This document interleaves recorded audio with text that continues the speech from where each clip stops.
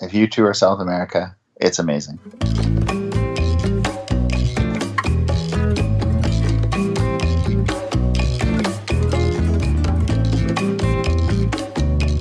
Colombia was my favorite. There's definitely aspects of other countries that I love, but yeah.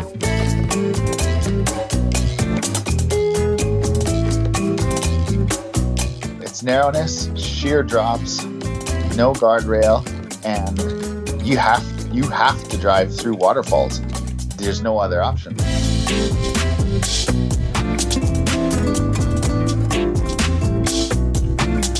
Hello and welcome back to the Motorcycle Adventures podcast. My name is John. This is episode 55, and joining us today are Sheldon and Karrie Bradlow. They both had the luxury of spending some time riding through South America earlier this year, and they had to contend with the COVID-19 and being locked down and being in quarantine. So this will be a really interesting show. Listeners, remember, if you get a second, please take a moment, rate, review, and subscribe to this podcast. And without further ado, Sheldon and Karrie Bradlow. Okay, so you reached out to me, maybe it was a week ago or so, on Instagram, and mentioned that you'd listened to episode 31, that crazy story of those guys riding the Pan America, and then you guys got a little taste of it yourself. Why don't you kind of walk our listeners through what exactly or what portion of the route you were able to ride? Yeah, due to the Darien Gap and shipping, there's a break in the road there between south of Panama and north of Colombia. And flights into Bogota, Colombia are pretty cheap. And if you have to fly there anyhow, or sail, I guess is another option. We chose just to fly basically to the top of South America into Colombia. So we flew into Bogota, and then we purchased some small Honda bikes there, and we rode probably 3/4 of South America until COVID stopped us. All right, very good. Can you talk to us a little bit about the bikes that you purchased for this particular ride? Yeah, they're my first bike was a little Honda, a 1979 XL100, and my brother, all my friends, myself, all of us abused that bike. I grew up on that bike. I rode it even in college after, and it has, I think, 30,000 kilometers, so 60% of that for miles, I guess, but enough. So that kind of gave us confidence to buy inexpensive bikes in South America. So we looked at actually more options than are available for North America, but we chose some 190cc Hondas. They're fuel injected, little trail bikes, basically. So not something that's available in the States, and you said that there's actually more options down there than what we would see up here? Yeah, a lot more like knockoff options that I would say, like TVSs and Heroes, and just jumble words and letters together, and we saw it. Like there's all sorts. All right. Well, considering that you rode, 3/4 of the length of South America, how was it riding a smaller displacement bike like that? I think that's the thing a lot of people are not in understanding.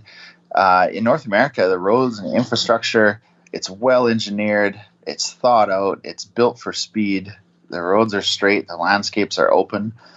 A lot of South America is not that way. I don't think we actually needed more power until we got to realistically Chile and Argentina, where the infrastructure is a little flatter, a little straighter. Like in Colombia, the roads and the twistiness, if you get 60 kilometers an hour, you're doing good. Fair enough. Sounds like the right tool for the job. So I got an Instagram question from a listener, and I'm not totally familiar with the situation, but you have a photo on your feed where you're in front of Pablo Escobar's estate, if I'm not mistaken.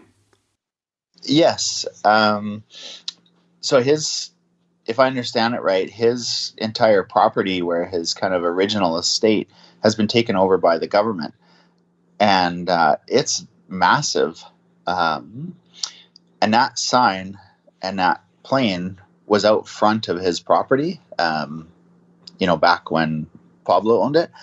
And they've moved it back, and they've kind of pushed anything Escobar related into sort of a far corner. We almost missed it driving through. Yeah, it's a giant park. That's like zoo with amusement rides. It's for the kids. It's somewhere you can take your family, but it's not good history for Colombia. And you see the Narcos, and there's that kind of Hollywood effect to it. He made a lot of money. He did this and that, but you get disconnected in, I guess, the killings and so forth on TV. It's just on TV. They're actors. But when you're there and you see it in the real photos, and there's like a 1970 Ford truck that had 8 coffins in it. It was piled high. It sinks in a little more when it's a real photo and you see that horror in people's faces, and it changed my opinion. Yeah, you're right. I definitely watched that Narcos series on Netflix, and Hollywood has a way of putting a real sexy spin on things, but the reality is quite a bit different, I assume. Yeah, absolutely. But on a good side, it's created kind of a tourism we wanted to go see it. We paid. So it's created kind of a narco tourism actually in Colombia for people, locals and tourists alike. Okay. And yeah, that was kind of the question. You mentioned it had been moved. The person in question had asked where that was because they had heard it had been moved. So thanks for clarifying. Yeah, so it was right on the side of the highway. You could see, I think, the original pilings where it was set. And we planned to go there and take a photo and see if it was worth it going through the park of the sign. Then we realized, that sign's been moved inside the park. So we chose to check it out. So we went in. Okay, very good. Now, if I could for a second, I'd like to rewind and ask how the both of you ultimately come to the decision that you're going to fly into Colombia, was it? And start this adventure on some motorcycles. I guess I'll take that one. So there's been this whole, in the last few years, van life kind of, you see in YouTube, you see out there on Instagram, and we kind of were intrigued we've always enjoyed traveling, and we were intrigued, we started following people that were living that life. And initially our plan was to purchase a van and go from Canada and go all the way down to the bottom. And then we started looking into it logistically, again, like Sheldon said, with the Darien Gap and stuff. And we realized, okay, maybe a van, if we're going to customize it to what we want, that might not be the best idea. Afterwards, resale, et cetera, et cetera. So then we kind of moved on to another plan of taking our own truck and this and that. And again, the Darien Gap always came as an issue with expense and stuff like that. So we've always ridden, I shouldn't say always, Sheldon's always been on bikes. I've been on bikes since I met him, and we enjoy being on bikes. So that's where we came to the idea of, why don't we just fly to Bogota, purchase bikes down there? We did a lot of reading online of different people to be able to find out where it would be easiest to be able to purchase motorcycles as Canadians, because I don't think all of the countries in South America, it's quite as easy. And plus, the idea of being able to start at the top and work our way down was kind of why we chose to start in Colombia.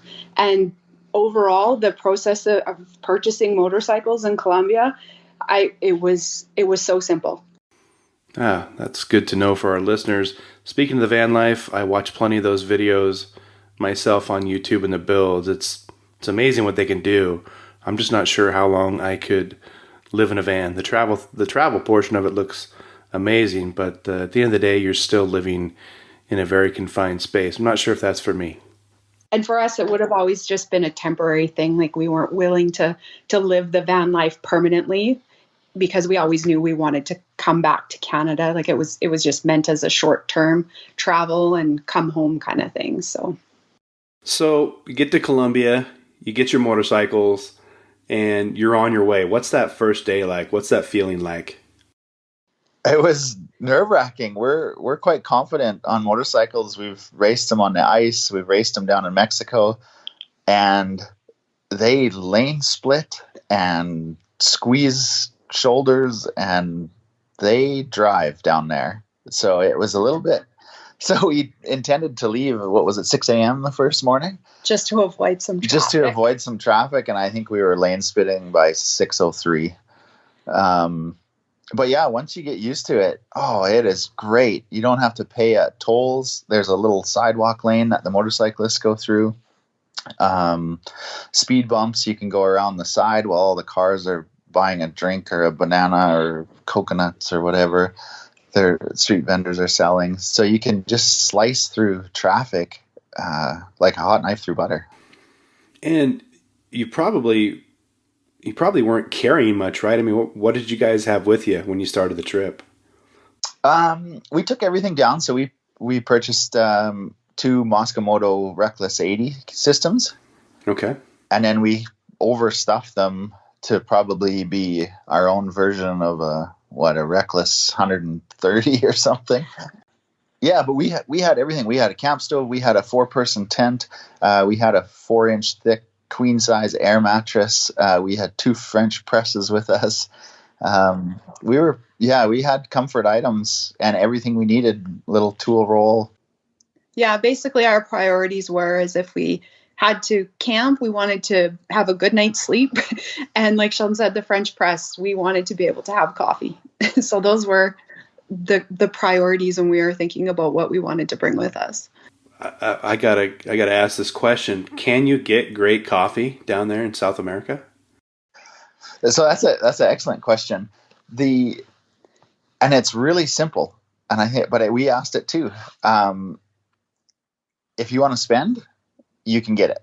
The coffee is almost like a cut of steak. The more you spend, the better you get. So we bought a bag of coffee in Colombia for $1 and we threw it out. It was that bad. Okay.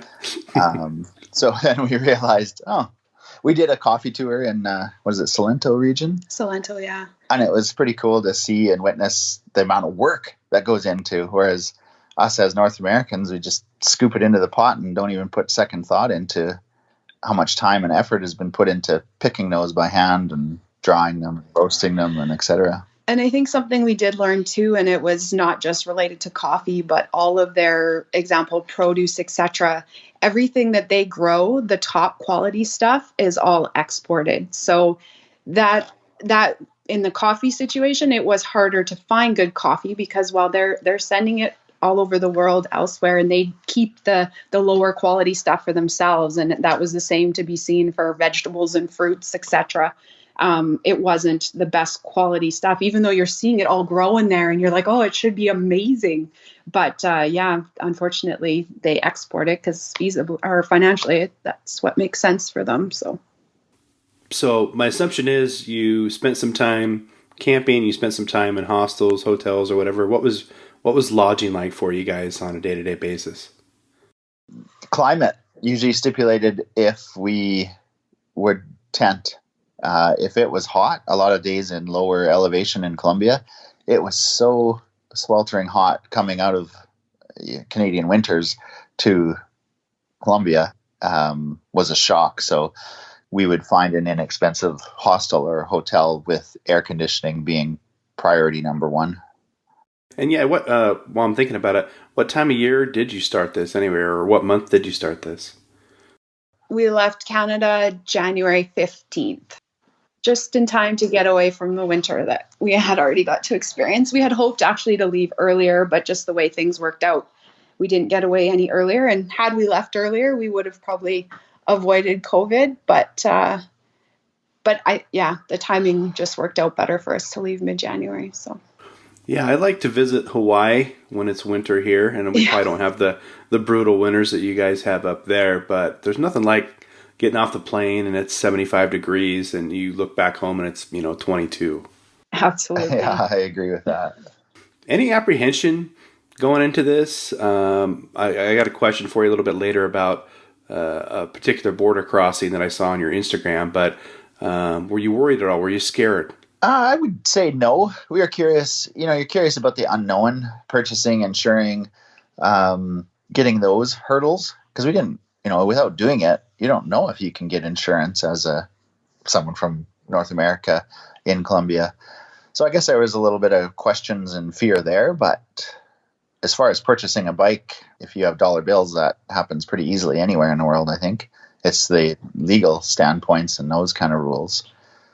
So other than, that, I didn't have any. Did you? No, not really. I think, Colombia, flying into Colombia first, to me, that was kind of the worst place, that you hear about all the bad things about. So it was a little nerve-wracking at first. Like, we didn't camp very much in Colombia just because, A, there wasn't a lot of place that we could, and B, it was Colombia. So do you really want to be down a back road camping in Colombia? So there was a little bit of that.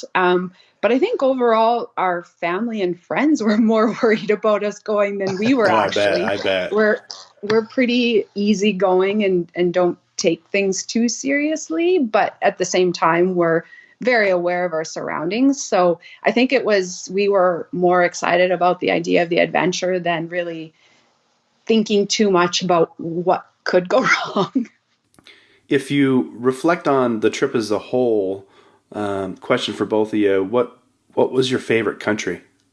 I would actually say Colombia. It was the most surprising, just because we did some research before we started. We kind of picked, points of interest that we wanted to hit, and then we kind of connected the dots on our journey. But Colombia was one of those kind of wild card places where it was like, is it going to be great, or is it, you hear all these things about it, so you kind of wonder, is it going to be good or not? And it is absolutely beautiful. It's so lush. Like, the people were friendly. We made it up to the Caribbean part of it, so the beaches were beautiful up there. I would say overall, big picture of countries, Colombia was my favorite. There's definitely aspects of other countries that I loved, but overall, Colombia. I don't disagree with anything that Karrie said, but I really enjoyed Argentina, and we were just getting into the good spots. It's got some European influence. The economy it's very inexpensive for food and drink and lodging. It's in the mountains and the glaciers. It's probably not too far off of where you live, John, just at a quarter of the price. I've seen a lot of photos from the area. You're right. It is very reminiscent of that. I want to touch on something you mentioned there, the cost. If someone wanted to basically replicate what you just did, what would you say that the cost per day might be, roughly? In Colombia, it was very, very low. Honestly, we haven't gone back. I would want to say probably around 80 to 90 Canadian dollars. Do you think that's fair? Yeah, with gas and with hotel accommodation, I would say 80, 90. And then we were camped on the flip side of that. We had camped some nights in Argentina. What was it, $4 a night? Yeah. There was some cheap camping spots in Argentina. Plus, we actually did a lot. Once we got into Argentina, there was a lot more open land to be able to free camp too. And just being there, we felt safe. I don't know if you've heard of the app iOverlander, but we used that quite a bit just to get an idea of if the location would be safe for us to camp in. Just, most of the people using that app are in vehicles, so they have that security. Whereas with us being in our tents, we wanted to be a little more cautious. We definitely, Argentina was the one country that we did camp the most in out of all of them. Okay. I want to touch on that border crossing that I seen on your Instagram. You had a list of things that it took to get through this one particular border. I believe were you trying to get into Peru, but it looked like it was pretty tough. If you want to walk us through that, and also, was that the norm or was that the exception while you were going country to country? That was definitely the exception. Overall, we had a little bit of, there's always a little bit of stress crossing or a few things you may have to do, but that one really proved to be difficult for something that seemed trivial. Both bikes ended up essentially, is it registered? Is that what you call it? Essentially registered in my name, and the ownership, the ownership of the bikes. And that turned out to be a huge problem because Karrie is riding a bike that is registered in my name. So it doesn't seem like it should be a big deal, but after, well, you saw the list there, but I think it, in short, was 3 days of getting different answers and getting different paperworks and wasting money. 10 hours of backtracking to a Colombian consulate. I never thought I'd need to be at a World Trade Center to see a Colombian professional to say, yeah, you can ride that bike. Here's an official sticker and a piece of paper. Now go back where you started from and present that and cross your fingers. Yeah, so if anyone out there does want to purchase motorcycles in Colombia to do this, make sure you get the ownership put in your name, because that would have saved us all of the hassle at that border crossing. So, and going forward, we did have, we had the question asked at several other borders of, why, who's this, or why isn't this in your name? But they were able to, at least at the other countries, they were able to make sense and say, oh, Sheldon is the person right here. Okay, if he gives Karrie permission to ride his motorcycle, then it's okay. Whereas in Peru, that was not the case. So yeah, it had to be approved by Colombia. Okay. No, that's going to be a good piece of advice moving forward for people that are going to go down there and adventure. Reflecting on the trip, did you guys have any issues with equipment or extreme weather, or did you get lost, or did you have any trouble like that? We had a little bit of we had almost no trouble with our little bikes at all. We wore out chains and tires, understandably. And we got a flat tire, which I foolishly thought, well, let's save our spare tube and just patch it. And it turned out that it looked like a porcupine had got into it after you get I had patched it. So I think it was 6 tire changes to finally, and then we couldn't find tubes. Things are hard to come by, no matter what you need. In Central America, it's going to be hard to get. Sorry, South America.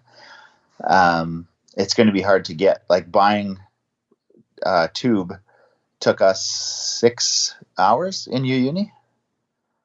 And a lot of stops, and it turned out we bought an 18-inch tube and jammed it in a 17-inch tire, and off we went, because that was the best we could do. Yeah, so I can imagine if you get down there and you have a mechanical on, your KTM or BMW, you might be stalled out for a little bit, right? Absolutely. I was going to say, nobody had parts in stock, right? So if you had something big go, you definitely would be, sitting probably for up to 10 days, 2 weeks. Fortunately, we didn't have anything that stopped us. Like Sheldon said, it was all just maintenance items. But yeah, if you had something big go, you would have trouble finding parts. Okay. Which, like I was about to say, were you working up against the schedule, or were you just kind of, whenever we reach the end of this, we reach the end of this? So we did have a schedule. We had allocated 4 months, just because I was able to get leave from work for 4 months. Sheldon's self-employed, so his schedule was a little more flexible. But because of my work, we had 4 months to be able to complete it. Okay. Again, reflecting on the trip, could both of you recall perhaps the best day you had while you were out there? Yeah, I would. I think we probably have different days, but I really, we flew. This is not a motorcycle, because we flew from Santiago over to Easter Island, and Easter Island is amazing. And I would agree with that, but probably best day on the motorcycle and probably worst day on the motorcycle all on the same day was Death Road in Bolivia. it was absolutely incredible. It was, the scenery was beautiful. That being said, it was a difficult ride. And when you hear Death Road, like the connotations that come with that.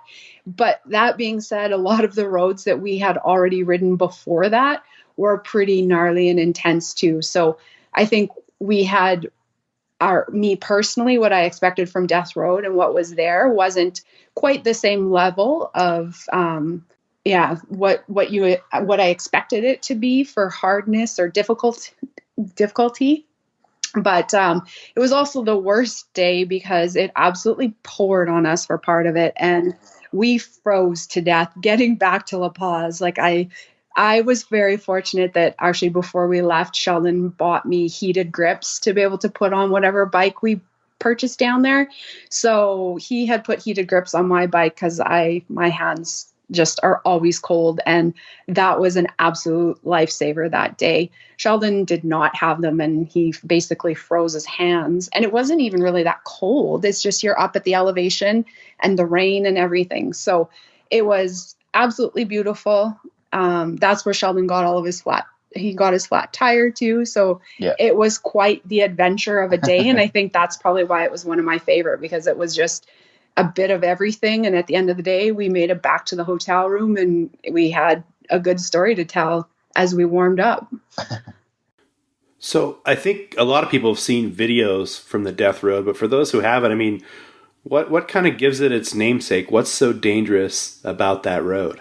I would say it's probably its narrowness. Its narrowness, sheer drops, no guardrail, and you have to drive through waterfalls. There's no other option. So if it's as wide as the sidewalk and there's a waterfall, normally you would go around it or try to stay dry or do whatever option if you wanted to chicken out. Whereas some of this, you have to drive through the center of the waterfall on a very narrow road that's all rocky and with sheer drops. But that's also what allures people in, is because it is, how often do you get to drive through a waterfall? It's amazing. I was going to say, I've never done that before. That's interesting. Yeah. So Sheldon, when we were exchanging DMs last week, you made mention of, or you made a comment and you said, we have it pretty good in North America. Could you kind of expand on that thought and maybe tell us some of the things that you saw and how they compare to how we live up here? Yeah, being born in North America, you take a lot of things for granted. Obviously, here and there we got lost, and Google Maps redirects, and you end up. And most of our trip was actually not really on the Pan American, but trying to connect the dots of interests and spots we wanted to see. So we were on a lot of back roads that were actually riverbeds and through remote villages. And you get to see how little people live on. They don't have electricity. You do not see a McDonald's because the economy can't afford it. Expensive food items are not available, hence the inexpensive coffee. It's shipped out. It's shipped out to countries that can pay top dollar for it. I know this sounds silly, but cheese. You couldn't buy good cheese anywhere, or bacon, or some of those more expensive food items. So you just go without. Yeah, the infrastructure that, we take for granted too in North America, our roads are definitely a lot better. So we definitely were on some pretty sketchy roads. And I think that would be one, we knew that going into it, but you definitely, all of a sudden you're on a highway and then it turns into a gravel road and you're like, okay, I guess this is what we're doing today. So it goes throughout everything too, like construction. They don't have heavy equipment typically down there, professional survey equipment. I don't think I've seen a lawnmower. They use just weed whippers because it's kind of universal, and yeah. Okay. So you're on this journey, right along, probably not too many cares in the world, and then this COVID-19 thing comes up.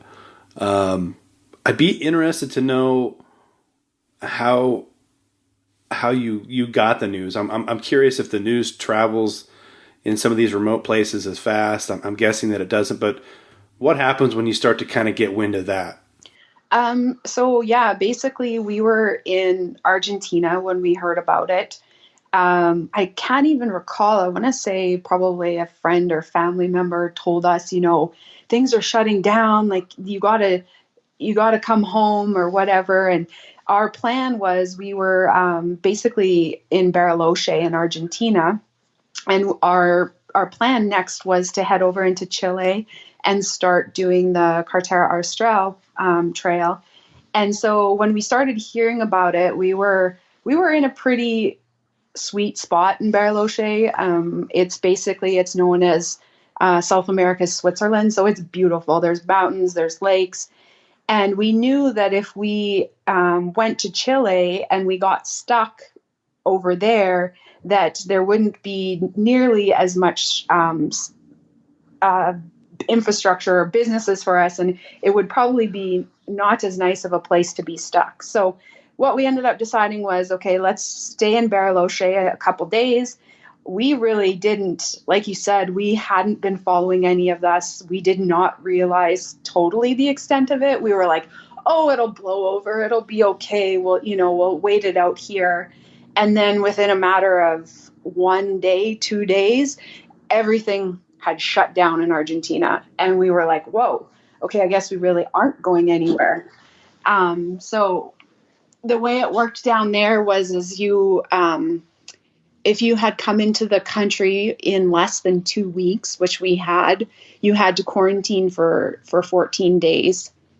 So we were staying in a hotel, and basically they, on their grounds, they had little cabins. And so they were all of the hotels were shutting down. So they said to us, we can't keep you in the hotel, but we'll relocate you to a cabin so that you can quarantine there for, I think we had another 10 days to quarantine or something like that. So it started out like that. And then we were able to run for supplies. So we were able to go get some groceries and things to get us by. And then, we had to spend the 10 days just on that property. We were very fortunate that it was a large property, so we were able to go for walks, etc. We just weren't able to actually leave the property. And then the last couple days, we were running low on food, so the hotel went and bought us groceries. So we were very fortunate. Our cabin looked out over the lake. Like, we were not roughing it by any means. It was amazing, actually. Yeah. So if you had to quarantine, that would be the spot, huh? Yeah, absolutely. Yeah, we had caught, and there's a lot of horror stories from people that were in more remote towns and smaller towns. And yeah, they were stuck and viewed as an outsider and viewed as having the disease. Yeah, I can't imagine. So you go through the quarantine, and obviously at some point you're able to get back home. But what's that timeline look from you being quarantined for 14 days to ultimately getting on a plane? So after our 14-day quarantine, in the meantime, we still kind of had it in our mind that this was maybe going to blow over, and, maybe we don't have to go home or whatnot. And our family was telling us, no, you need to come home. And they didn't understand that we couldn't, even if we wanted to, because we were in that quarantine.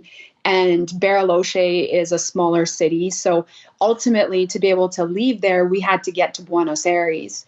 And that was over the 2 weeks throughout our quarantine.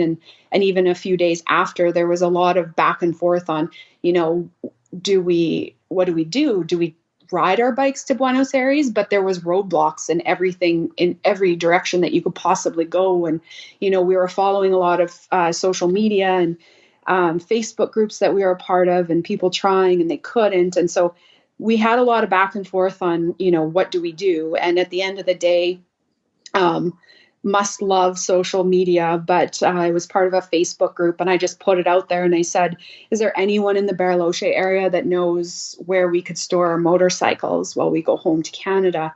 And this gentleman, he answered, and a long story short, he had space for us. So our bikes are right now in Bariloche still in storage. he had enough room to jam them in between a fence and a storage shed. So that's where our bikes are right now, because we do want to go back and finish our trip. So once we had them stored, we had a bit of a back and forth finding logistics to be able to get to Buenos Aires. But at the end of the day, we caught a flight, got to Buenos Aires. We were there for 5 or 6 days? Yeah, about that. Before we were able to catch a repatriation flight back to Canada. Okay. So ultimately, you're going to go back and finish this out. And I don't know how much of it you have left, but when you do go back, are you going to do anything differently?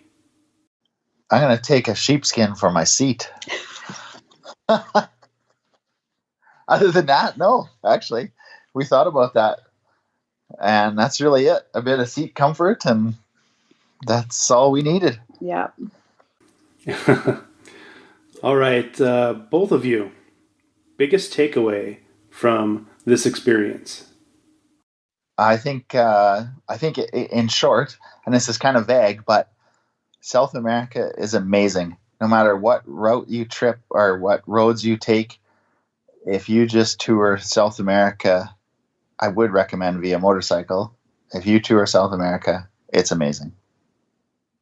I guess for me, just in general, is don't be afraid. I think so many people don't travel because of the unknowns or because of what they hear about places. And I think if you're smart about things, and in this world that we live in now with the internet and social media, and there is so many resources out there to be able to find out. People have been there, done that already, and they're talking about it. So I think if you do a little bit of research, and I don't want to say no part of the world that you can't go, but I think the world is available for everyone to see. And I think you just need to sometimes not be scared and just go for it. All right. Great answers. Did this experience change either of you? I think it showed me on how privileged we were and on how we're terrible at collecting things we don't need. Mm. From kitchen gadgets to shoes. Yeah. Exactly. Yeah, exactly. And how, like we talked about our gear, set a carry-on backpack we had with us, camping gear, a small thing of tools, some rain gear. And I never felt without. I never thought, I really wish I had this, or I really wish I had that. So whatever we could carry on a motorcycle is enough to live with. And I would agree with that sentiment. Yeah. You don't need a lot to get by. And it's definitely, we had actually before this trip tried to simplify things in our life and downsize. And I think after spending 2 months on a motorcycle, it really puts it into perspective on how we just need things in our life and are they really all necessary? Okay. Yeah, that's interesting. Do either of you think that this changed your relationship at all with each other? I don't think so.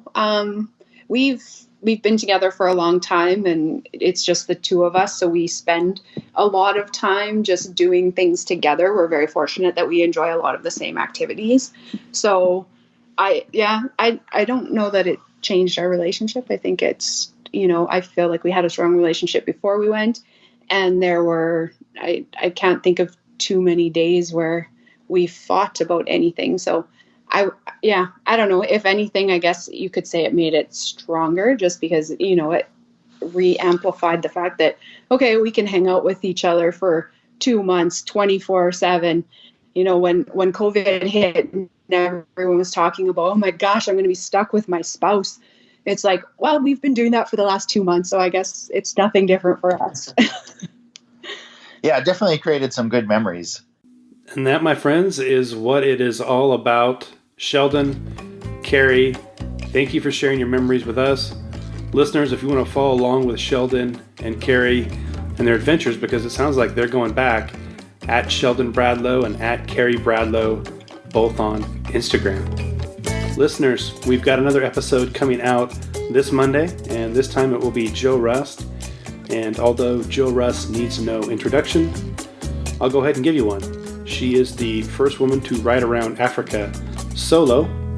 No small feat. She's a brand ambassador for KTM, and she also is an author. She wrote a book about her travels around Africa. So, amazing guest, and again, Joe will be on the show this upcoming Monday. The following Monday, we'll have a Dork in the Road. That's at a Dork in the Road on Instagram. He's a Pacific Northwest native, actually lives in Oregon, rides all the time, and he's got a YouTube channel. He's a great YouTube creator, so don't forget to check him out there, but he will be on the following Monday. And then the Monday after, I believe I have Aaron Long coming on, another Pacific Northwest native who loves to ride adventures. So that's what's on tap coming up. As always, remember, if you get a chance, rate, review, subscribe to the podcast, share it out. We love to grow this thing, and I'm out of here. We'll see you guys next Monday with Joe Rust.